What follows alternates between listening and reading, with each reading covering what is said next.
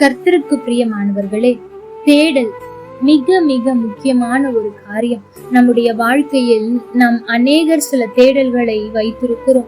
இதை சம்பாதிக்க வேண்டும், அல்லது இதை எப்படியாவது அடைந்து விட வேண்டும், அந்த ஸ்தானத்தில் உயர்ந்து விட வேண்டும் என்று ஏதோ ஒரு தேடல் தான் அநேக நேரத்தில் நாம் நல்ல நிலைமையை அடைவதற்கு உதவியாக இருக்கிறது.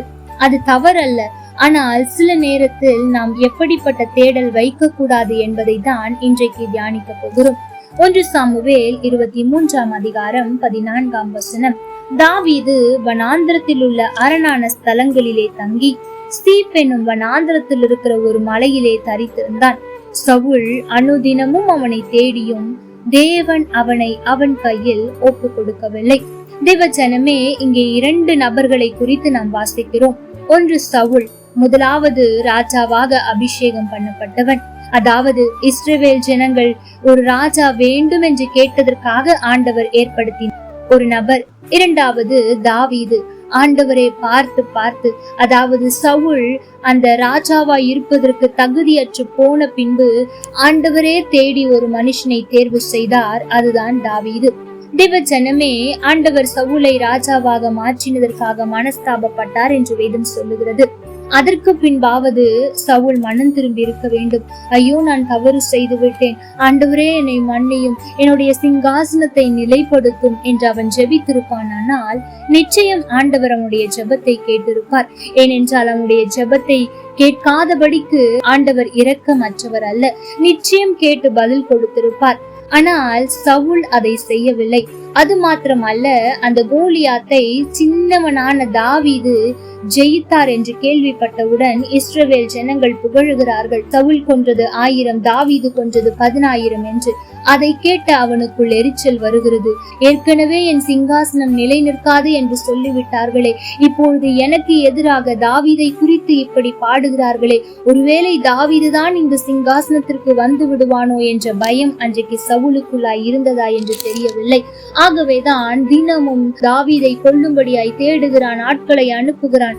ஆனால் தாவீது ஒரு நாளும் அவனுடைய கையில் மாட்டவில்லை. பாருங்கள், வேதம் தெளிவாய் சொல்லுகிறது. அதற்கு காரணம் என்ன தெரியுமா? தேவன் அவனை சவுல் கையில் ஒப்பு கொடுக்கவில்லையா? அப்படி என்றால் என்ன?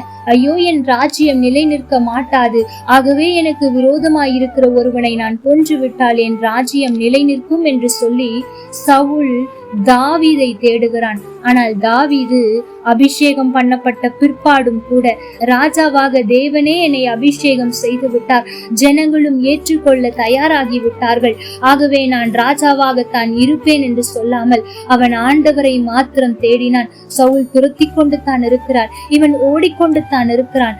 அந்த வேளையிலும் ஒரு நாள் கூட ஆண்டவரை தேடுவதை விடவே இல்லை.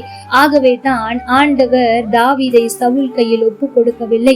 தேவ ஜனமே, இன்றைக்கு உங்களுக்குள்ளாய் அநேக தேடல்கள் இருக்கலாம். ஒருவேளை சவுலை போல கெட்ட தேடலாய் இல்லாமல் நல்ல தேடலாய் கூட இருக்கலாம்.